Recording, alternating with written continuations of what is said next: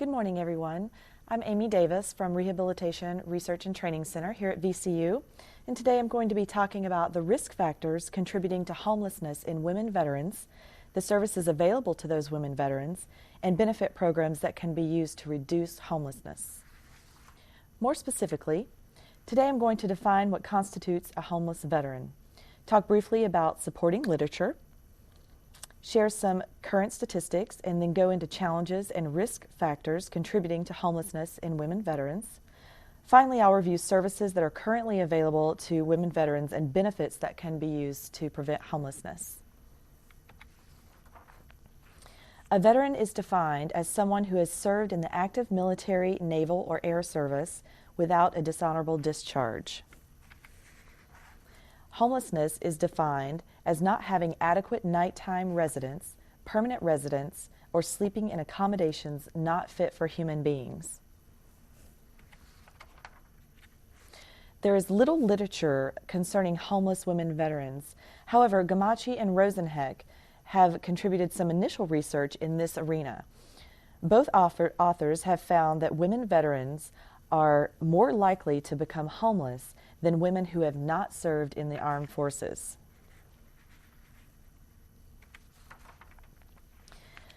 A cross-section of current statistics is necessary to see the magnitude of what's happening to our women veterans today. Currently, there are approximately 6,550 homeless women veterans. 46.6% of these women are under 25 years of age. 75% report sexual abuse, and half suffer from alcohol or substance abuse. Approximately 33% of these women report having mental illness. Although women comprise 5% of the homeless veteran population now, this number is expected to rise as more women return from Iraq and Afghanistan. Of the women deployed during Operation Enduring Freedom and Operation Iraqi Freedom, more and more are seeing combat, and 63.8% have been deployed more than once. The branch of service breakdown represents the percentages of women veterans represented by each service. The theater of operation breakdown represents the percentages of women veteran in each era of our military history. And you'll notice that there's a 56% in the other section. This designates the represents the jump in female enlistments following the changes in the laws.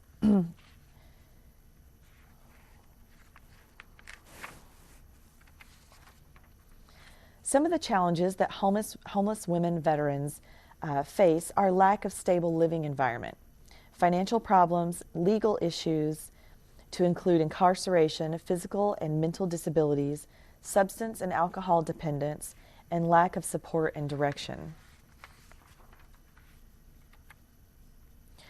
Homeless women veterans also face the challenge of taking care of their families, namely consistent or affordable child care. Their level of education is usually a determining factor in crossing into the civilian job market. Another barrier for homeless women veterans is the lack of transferable job skills. For example, an enlisted soldier who has trained extensively as a military intelligence counterintelligence agent will have a difficult time transferring these skills into the civilian sector as, let's say, an FBI agent. Although these skills are highly sought after by the Bureau, this veteran would not be able to use these skills without having a 4-year college degree. Before entering the civilian job market, they could not put their skills to use in this manner. Risk factors fall into 4 categories: benefits issues, health issues, family issues, and legal issues. Some of the benefits issues that contribute to homelessness in women veterans are compensation and pension problems, lack of child care, residence issues, inability to find gainful employment, lack of appropriate education, and current or a history of incarceration. All of these issues are compounded by poverty.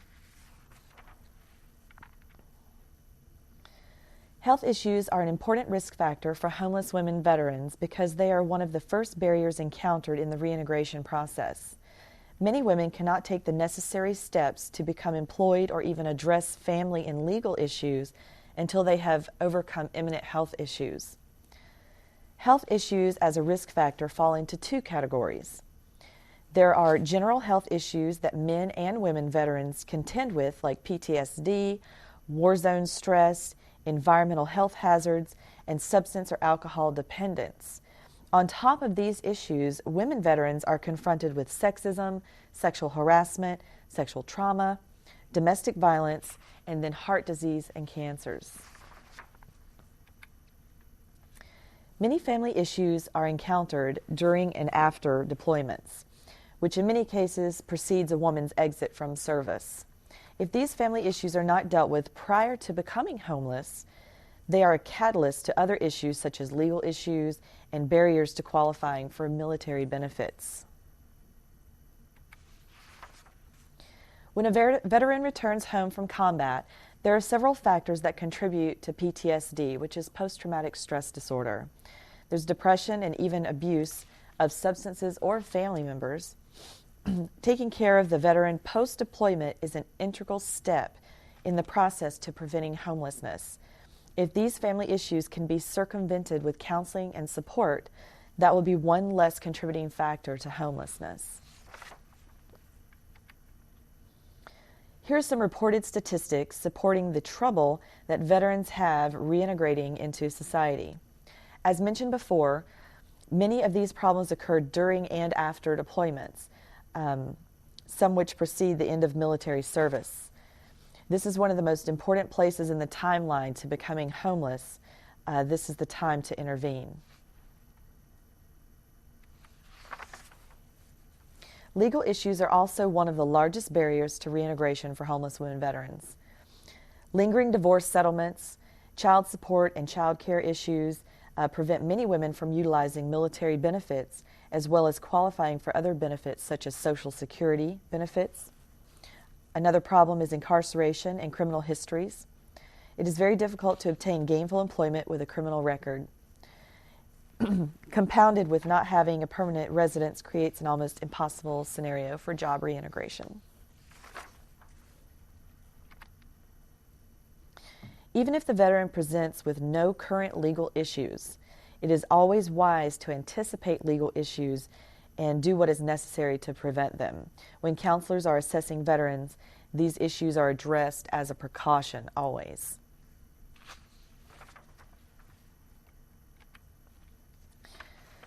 Services available to women veterans. There are a plethora of services currently available to homeless women veterans. Many of these services are familiar to the public and to veterans, such as Veterans Affairs and DOL job placement services via DVOPs and levers. However, some are not as commonly heard, and I'll explain a few. The mission of the Psychosocial Rehabilitation Services, or PSR, is to provide a supportive, stable, structured program utilizing a community approach to work and residential rehabilitation. Treatment that allows veterans the opportunity to strengthen, identify, and maximize their potential based on skills, ability, and rehabilitation needs. The Compensated Work Therapy Program, CWT, their mission is to provide realistic and meaningful vocational opportunities to veterans by encouraging successful reintegration into the community at the veteran's highest functioning level. To achieve this mission, CWT staff endeavor to match the individual veteran's strengths and area of work interest with the employment opportunities in local businesses and industries. The Incentive Therapy Program serves as a vehicle for enabling veterans to receive limited pay for work performance. The Therapeutic Printing Plant provides an environment to teach printing and reproduction techniques to referred veterans with the ultimate goal of preparing these veterans for possible employment in the community. Regulations prepared by the Joint Committee on Printing prohibit the use of the program for anything but therapy. And one example of vocational rehabilitation therapy, or VRT, is the Vocational Rehabilitation and Employment Vet Success Program.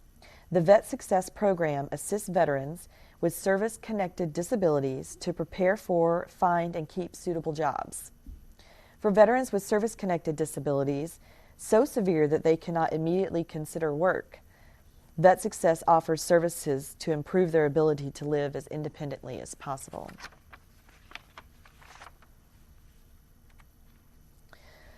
Providing therapy to homeless women veterans is absolutely necessary, but equally important is establishing a residence for them. There are several programs available that provide temporary shelter as well as help establish permanent housing. The essence of timeliness is important here. I'll touch on one of the programs listed. The Mental Health Residential Rehabilitation Program was implemented in January 2008. $2.7 million was allocated to the field for implementation. Each residence has keyless entry, locks for female bathrooms, use of closed-circuit monitoring of public areas, and on-site staffing 24/7. Annual safety and security assessments are performed focusing on the needs of women veterans. The MHRRTP handbook states that all MHRRTPs must maintain environments to support women veterans' dignity, respect, and safety.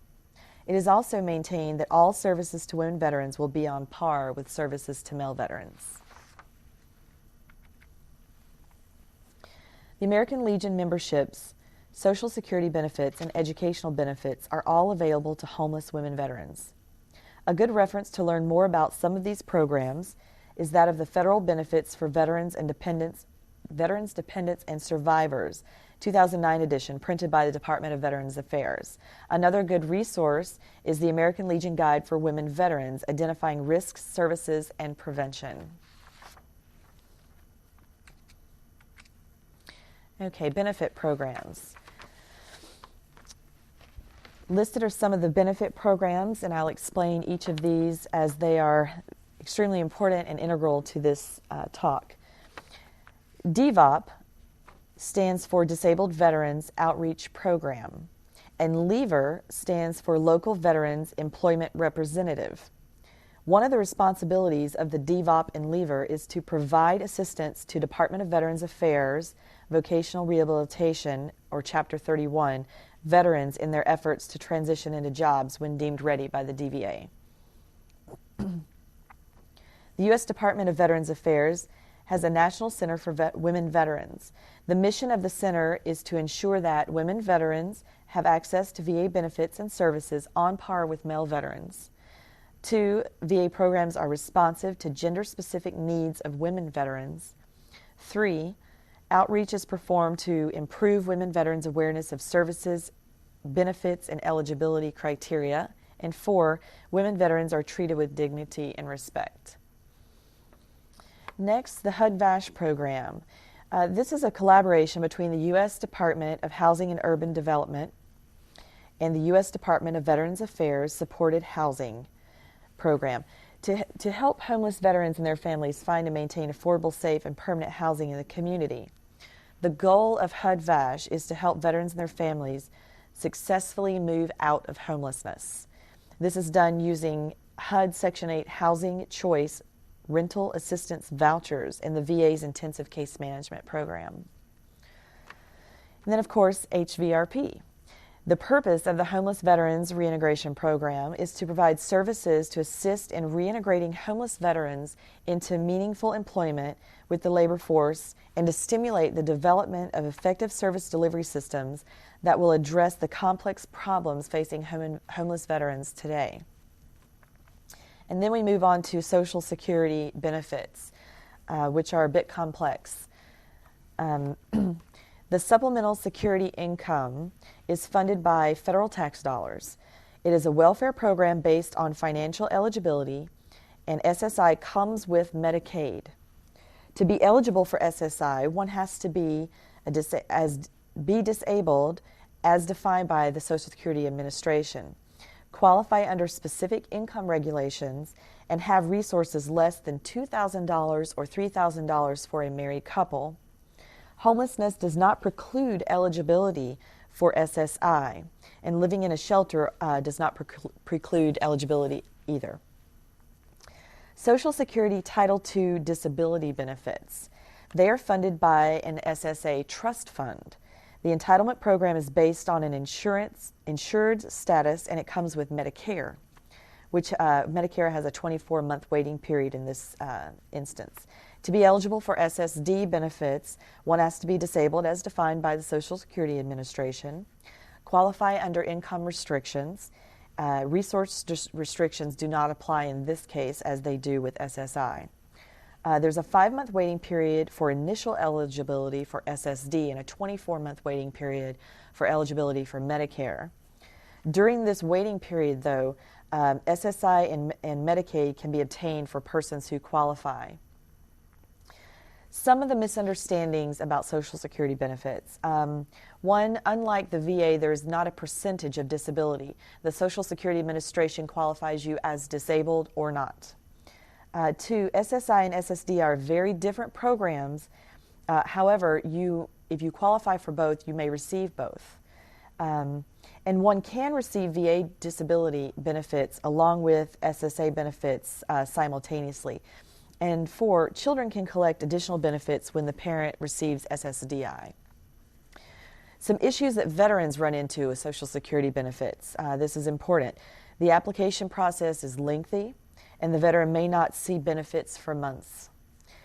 Severe mental illness or substance abuse complicates the application process, obviously.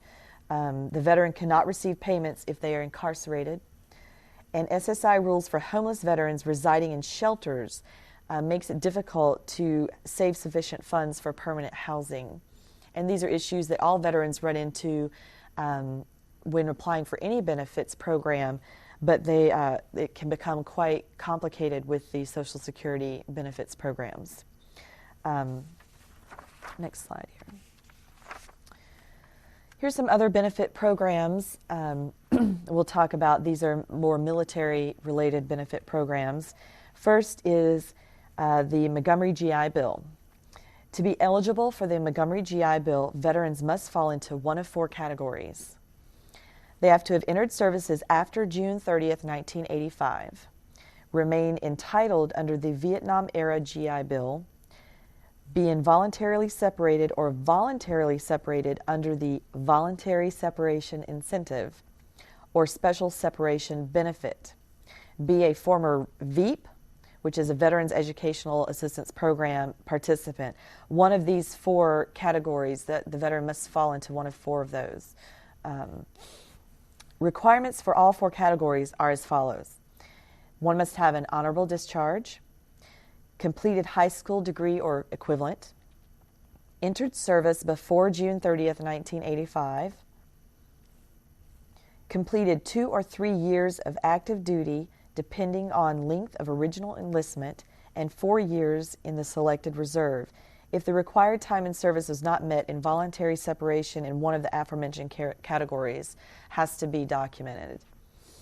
Montgomery GI Bill participants can upgrade, if you will, to the post-9/11 GI Bill if requirements are met for both benefit programs. However, benefits can only be drawn from one program. There is one exception when converting when converting from Montgomery GI Bill to post-9/11 GI Bill. A veteran can receive benefits from both degree granting and non-degree granting programs, and we'll get into this in a moment. First, though, both the 9/11 GI Bill and the Montgomery GI Bill provide tutorial assistance benefits, both combined with tuition assistance under the top-up program, which permits the VA to pay the difference between the total cost of a college course and the amount of tuition assistance that is paid by the military for the course, and this is effective October 30th, year 2000. The post-9/11 GI Bill. The differences in the post-9/11 GI Bill and the Montgomery GI Bill are very important, and to be eligible for the post-9/11 Montgomery GI Bill, post-9/11 GI Bill, you have to have served since September 11th, 2001. And for the Montgomery GI Bill, you have to have enlisted on or after July 1st, 1985. The post-9/11 GI Bill pays tuition and fees directly to the school, and the Montgomery GI Bill is paid monthly to the veteran. The 9/11 GI Bill only pays benefits for degree-granting institutions, where Montgomery GI Bill recognizes non-degree-granting institutions. The 9/11 GI Bill pays housing allowance determined by zip code, and the Montgomery GI Bill has no housing allowance supplement. The GI Bill kicker, if you will, which is a nickname for the GI Bill College Fund, is authorized for post-9/11 GI Bill recipients if housing allowance is being paid. For Montgomery GI Bill recipients, a kicker check is sent directly to the veteran monthly. A post-9/11 GI Bill recipient receives up to $1,000 per year for books, where Montgomery GI Bill there is no book stipend.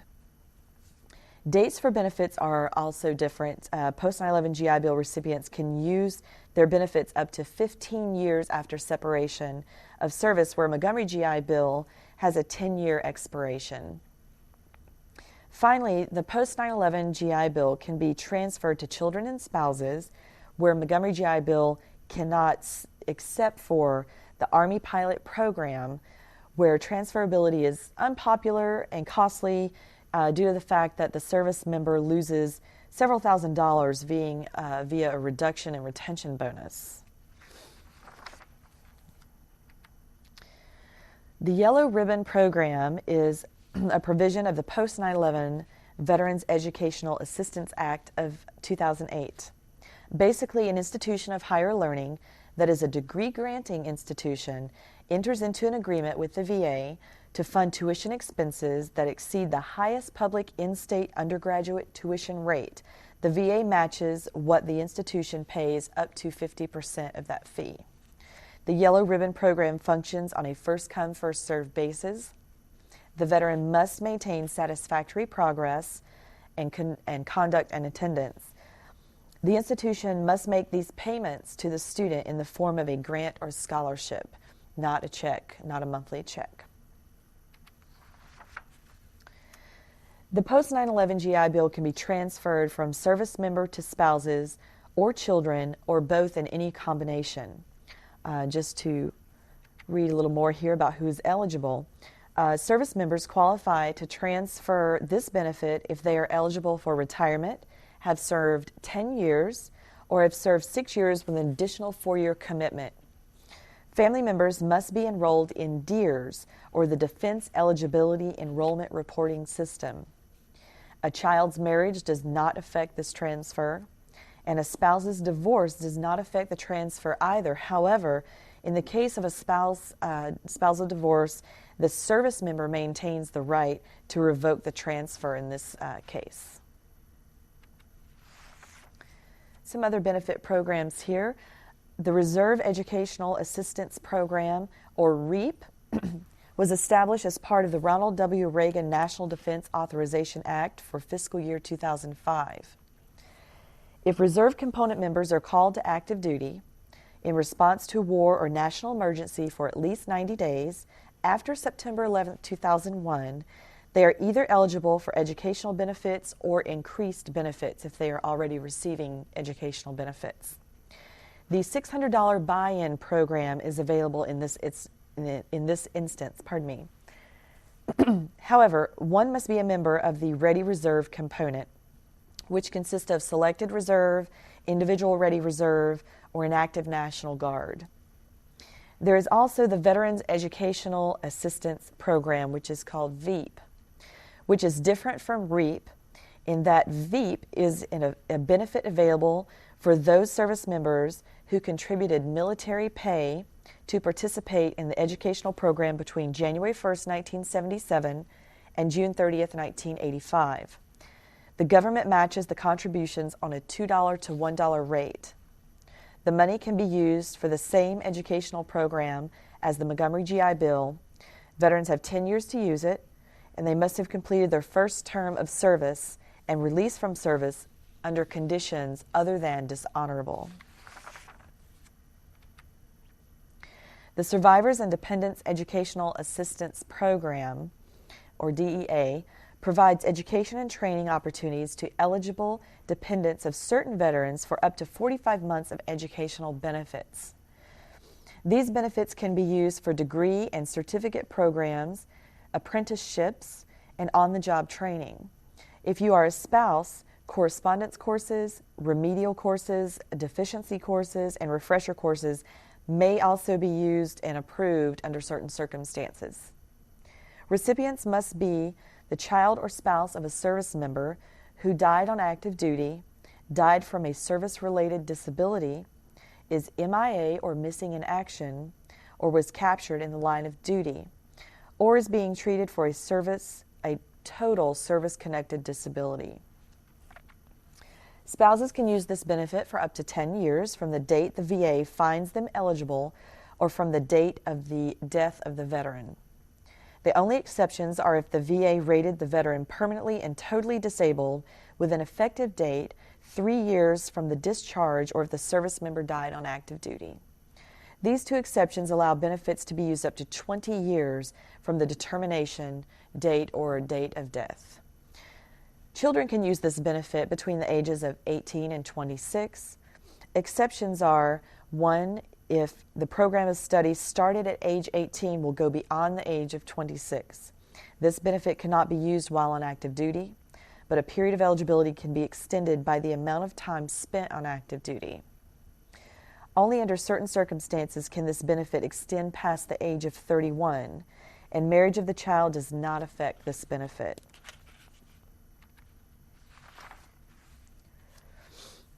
The National Call to Service program requires that a period of national service be performed. The Student Work-Study Allowance program is available to all persons training under the aforementioned benefits programs from the post-9/11 GI Bill to the National Call to Service program, so all of the ones that I have already mentioned. The Military Spouse Career Advancement Accounts Program, or MICA, is now offering up to $6,000 for military spouses who are interested in pursuing degree programs, licenses, or credentials leading to career paths in high-growth areas or high-demand fields. And my personal experience with this, I've seen several military spouses benefit from the MICA program. The Marine Gunnery Sergeant John David Fry Scholarship amends the post-9/11 GI Bill to include the children of service members who die in the line of duty after September 10th, 2001. September 11th, 2001. This benefit is effective August 1st, 2009. Solutions. To recap, homeless women veterans need a place to live. They need employment, they need income, they need support, they need medical and or mental health services. They need to be ensured that stability and productivity are possible. These basic needs will ensure successful reintegration back into society and into the workforce. After basic needs are met, homeless women veterans will benefit from these services. There are many programs that deliver these services in a central location. One example is a one-stop center. Many of the HVRPs are also one-stop centers. The one-stop center, there are many all over the United States, and many of them offer all of these services, aforementioned services, in one place. So you will go into the building and there will be a legal office on your left, there will be a place to eat on your right, there will be a place to do your laundry again, and then maybe you can reside upstairs in a hotel-type environment in your own space. So there's one place that the veteran goes, and all of their needs are met, from legal to mental health, substance abuse. They're all met in one place, and these one-stop centers have really come a long ways in preventing homelessness for women veterans. As you read through these statistics, the percentages and numbers may seem small to you, but let's take a look at it from a different perspective. The first statistic states that there are approximately 275,000 homeless veterans served annually. As a veteran myself, that is 275,000 too many. In fact, when I joined the Army in 1995, there were approximately 411,000 soldiers in the entire Army. That's over half of my Army homeless. Thankfully, there are many organizations and departments helping our veterans today. And as a veteran myself, thank you. Thank you again for your time. And if there are any questions, I would like to take those now. Thank you.